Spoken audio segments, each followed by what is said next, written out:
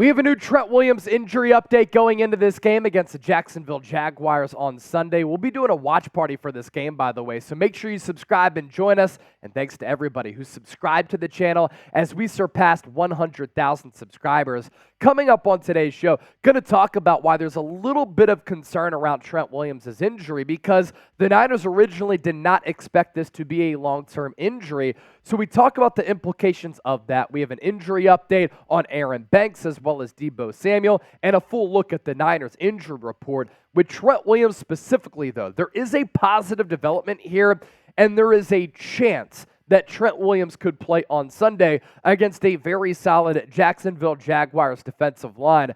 Williams was seen at the SAP Performance Center on Thursday practicing.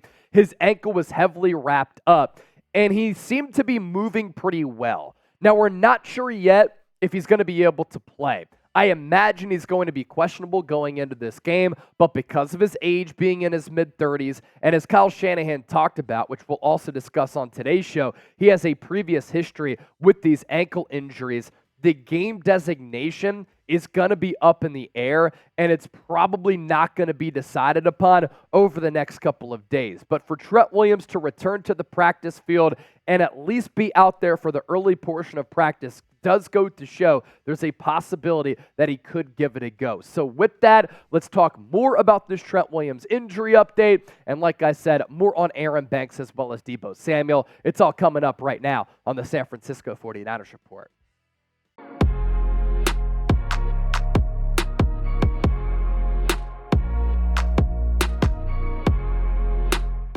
Coming up on today's San Francisco 49ers Report, the Niners suffering from some injuries at a position group where they can't afford to be banged up at. That's along the offensive line with Trent Williams and Aaron Banks. We have some updates on both of those players going into this game against the Jacksonville Jaguars, and let's waste no time. Let's get into the latest on Trent Williams here. He injured his ankle against the Cleveland Browns, stayed in the game, but then struggled mightily against Myles Garrett, who's an all-world defensive end. And even though he came back and played in that football game and finished it, he missed the Minnesota game, he missed the Bengals game, and the expectation was then that it wasn't a high ankle sprain and he was going to be able to return at some point after the bye week because San Francisco did not think that this was a serious injury originally. What has changed, though? Trent Williams, as we know, has a history with ankle injuries, and it seems as though that's played a role in the slow recovery. Also, he's in his mid-30s. He doesn't recover as fast as he used to. Here's the quote from Kyle Shanahan that we want to focus in on here because we're not sure if Trent Williams is going to be able to suit up against a very good Jaguars defense. Shanahan, quote, "I think obviously there is some concern just when he's got a lot of history with ankle injuries and stuff. It did not show up as a high ankle sprain or anything like that, but when you've had that over your career, there's a number of things, and it's taken longer than expected to heal." Because coming off that Browns game, remember we were talking about this here on the show? There was an expectation, and there was a hope that Deebo Samuel, Christian McCaffrey, and Trent Williams were all going to be able to play. Deebo was out with a hairline fracture in his shoulder, and now Williams is still out with this ankle injury. If Trent Williams cannot go against the Jags, Jaylon Moore will start once again at left tackle. And previously to this year, the late-round pick out of Western Michigan had struggled whenever he saw playing time. This year, surprisingly, though, he's played pretty good ball, and it's helped keep this offensive line afloat. All 133 snaps that he's played in the absence of Trent Williams have come at left tackle, so he's gotten some really good experience there. 77 of those are pass blocking snaps during that Vikings and Bengals game combined. And you look at some of the tallies here for Jaylon Moore, 0 penalties, 0 sacks allowed, only 1 hit allowed, and 3 pressures allowed. That's pretty solid right there for a very inexperienced player who looks to be a late bloomer who's coming into his own. And then you transition to some of his Pro Football Focus grades. Overall grade of 73.5, a pass blocking grade of 68.5, and a run blocking grade of 72.8.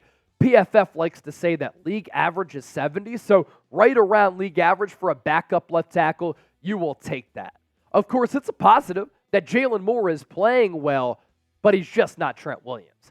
Despite his age, he is still arguably the best left tackle in the game and a player who you never really have to worry about in locking it down on the left side of that line of scrimmage. And this year, once again, just playing fantastic football. He has an overall Pro Football Focus grade of 81.9, a pass blocking grade of 76.2. He can chuck cats out of the club in the run game, 80.7, 196 pass blocking snaps for Trent Williams, 6 penalties, a little bit too high for him, but what you really want to focus in on here, 0 sacks, 1 hit, and 8 pressures given up. So that's the latest on Trent Williams. And coming up next on the show, the latest on Aaron Banks and a Deebo Samuel update as well. But first, we want to tell you about our sponsor today, but also we want to put your knowledge to the test. Name this Niner in the chat.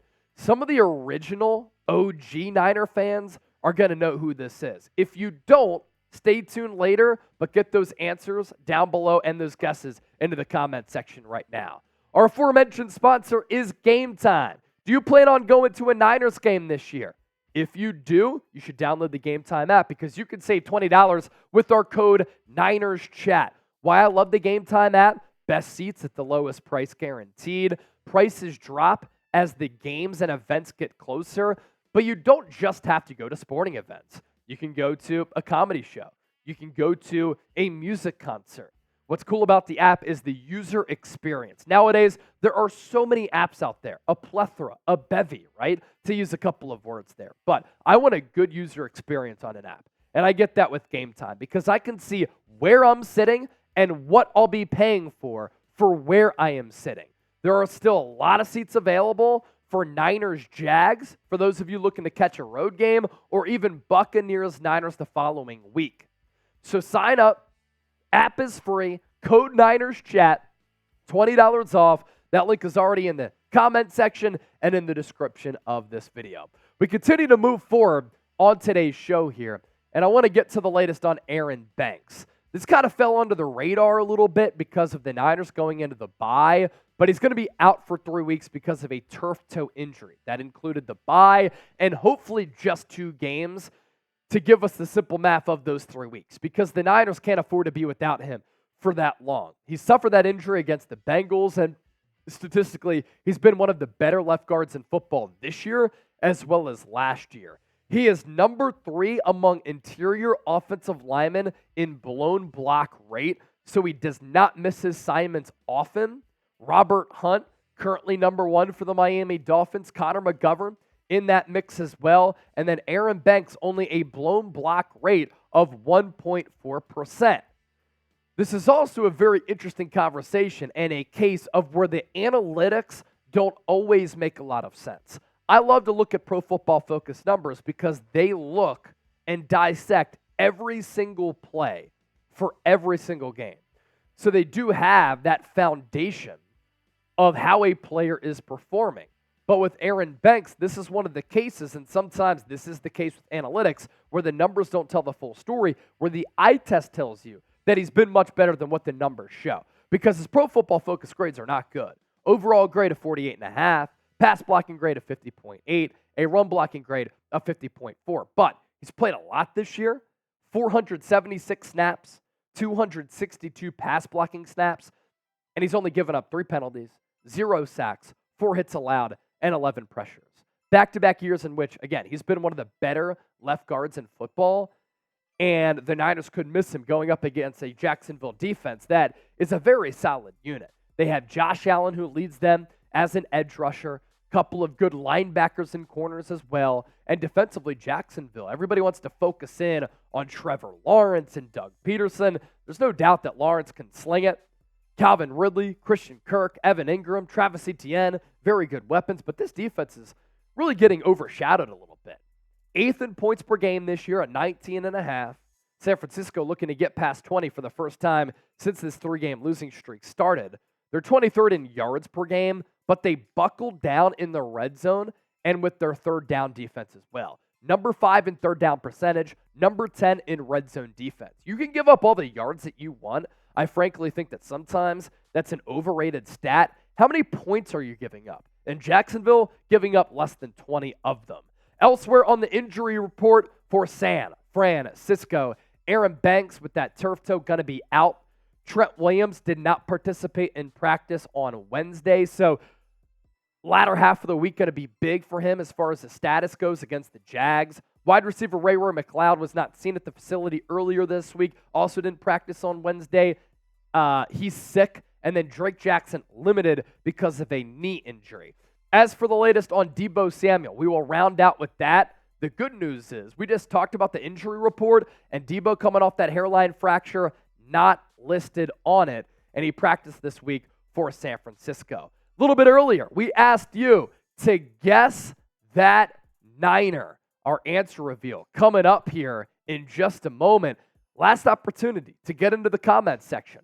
Who is number 12 in the scarlet, red, and gold?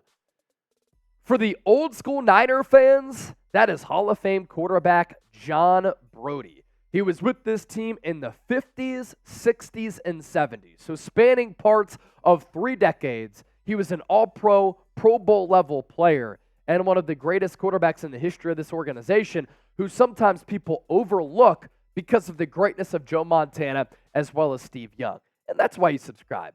We're past 100,000 subscribers. We give you news, we give you analysis, but also we have some fun with some trivia.